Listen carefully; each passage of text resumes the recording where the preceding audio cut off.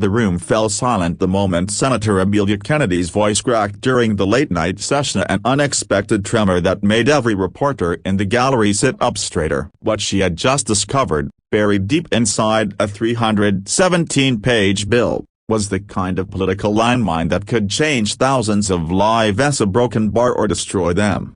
Senator Kennedy had been working through the night for days, fueled by coffee, pressure, and a stubborn determination inherited from her father, a former dock worker who believed every law should protect the people it affected. The bill, marketed as the Community Stability Act, had sailed through committee with bipartisan applause. It promised rental assistance, small business grants, and infrastructure jobs, everything voters wanted to hear during an economic slump. But Kennedy had learned long ago that the most dangerous words in Washington were "it's all taken care of." So she read every word, every footnote, and there, between lines of legal jargon and budget formulas, she found it, a clause that would allow a private consortium to purchase foreclosed homes from the government at a fraction of their value. Buried even deeper was authorization for the consortium to fast-track evictions of current residents, working families, single parents, elderly couples, veterans, people who trusted this bill to protect them. Kennedy felt the weight of it like a stone dropping into her stomach.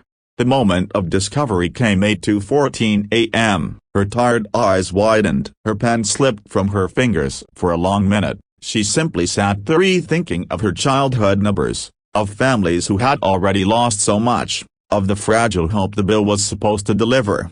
Her chief aide, Marcus Rivera, noticed her expression. "Senator, you look like you've seen a ghost." Kennedy turned the page toward him with shaking hands. "This isn't a bill for stability," she whispered. "It's a blueprint for displacement." The challenge was enormous. The vote was just hours away, and the bill had overwhelming support. Opposing it meant risking political backlash, alienating allies, and possibly ending her career. Powerful donors backed the consortium. Senior lawmakers had negotiated behind closed doors. The moment she spoke out, she would be stepping into a storm. But the real fear wasn't for herself, it was for the people who wouldn't even know what hit Emma until the eviction notices arrived. So she made a decision. "We're not letting this happen," she said. The next hours were chaos. Kennedy's small team scrambled to gather evidence, draft talking points, and secure last-minute meetings. Phones buzzed non-stop with warnings.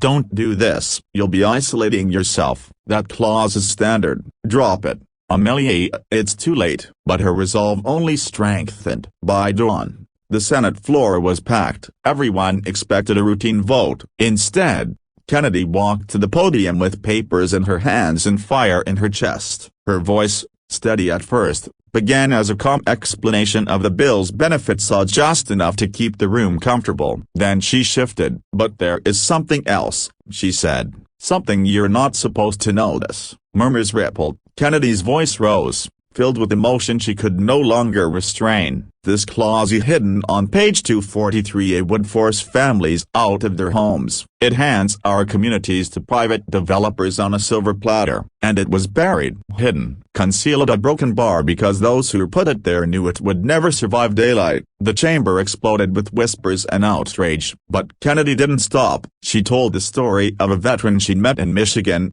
living paycheck to paycheck to keep his home. She spoke about her mother, who once faced eviction when Kennedy was 8. She reminded the room what public service was supposed to mean. By the time she finished, her voice broke not from weakness, but from a fierce, unfiltered truth.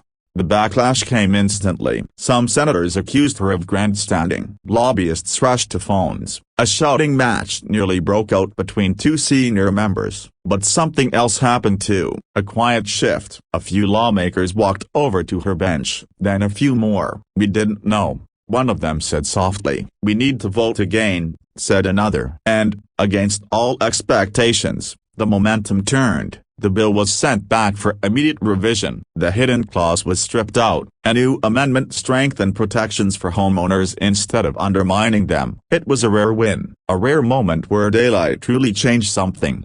Hours later, after the chaos had finally settled, Marcus found Kennedy alone in her office. She was exhausted, eyes red, hair undone, but she was smiling in that quiet, relieved way of someone who knew she just carried a burden worth lifting. "You did it," he said. Kennedy shook her head. "We did it, and the people did it because they deserved someone to look out for them." The story spread across the country, not just as political news, but as something deeper, an emotional reminder that vigilance matters, that ordinary families deserve champions, and that even in a world of backroom deals and hidden clauses, one determined person can still shine a light bright enough to change the outcome. And the message that echoed by the end was simple, powerful, unforgettable. Sometimes the smallest line in a bill can decide the fate of thousands, and sometimes one voice is enough to rewrite that line.